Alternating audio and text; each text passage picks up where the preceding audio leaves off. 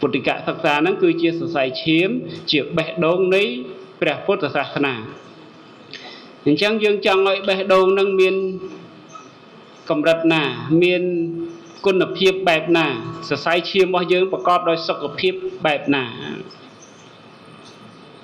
គឺប្រសង់សមណសិស្សបព្វជិតទាំងអស់ត្រូវតែខិតខំប្រឹងប្រែងសិក្សារៀនសូត្រដល់សិក្សារៀនសូត្រដឹងច្បាស់ធម៌វិន័យទៅមានការគោរពបប្រតិបត្តិត្រឹមត្រូវតាមមាគ៌ាពុទ្ធសាសនានឹងរុងរឿងបានហើយចម្រើនរុងរឿងបានហើយខ្ញុំកណាអាត្មាសូមលើកយក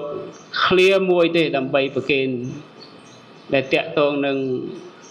សម្ដេចព្រះមហាសមេធាធិបតីហួតតាតជាសម្ដេចព្រះសង្ឃរាជដែលបន្តពីសម្ដេចជួនណាតហើយព្រះអង្គកាលនោះលោកជាចាងវាងពុទ្ធកវិទ្យាល័យព្រះសរាមរិទ្ធបច្ចុប្បន្នលោកបានលើកខ្លឹមសារប្រៀបធៀបនឹងល្អណាស់ហើយខ្ញុំកណាជឿថាព្រះអង្គយកខ្លឹមសាររបស់សម្ដេចយកទៅប្រៀបធៀបហើយពិចារណានៅក្នុងការ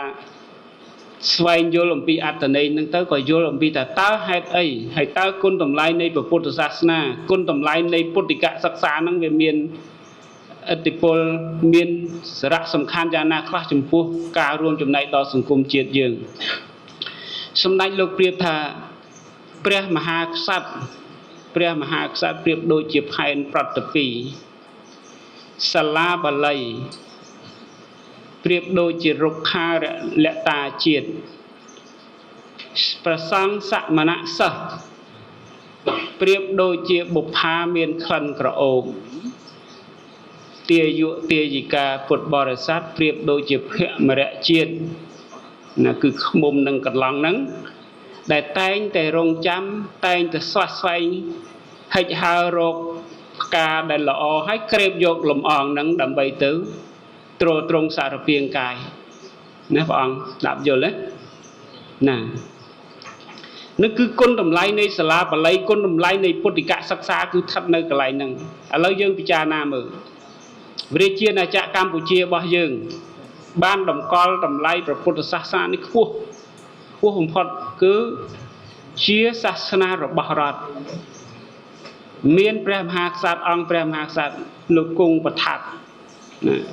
មានរាជរដ្ឋាភិបាលដឹកនាំប្រទេសរបស់យើងចេញពីផេះផង់បាក់ដៃទៅទេហើយរហូតឲ្យមានវិស័យសិក្សាការអភិវឌ្ឍជាពិសេសគឺពុទ្ធិកសិក្សារបស់យើងបើកឡើងវិញតាំងពីឆ្នាំ1989ដែលបើកពុទ្ធិកបឋមសិក្សាសារជាថ្មីឡើងវិញក្រោយពេលដែលលុតបាត់បង់អស់កាលពី3ឆ្នាំ8ខែ20ថ្ងៃនោះអញ្ចឹងមានសាលាបាលី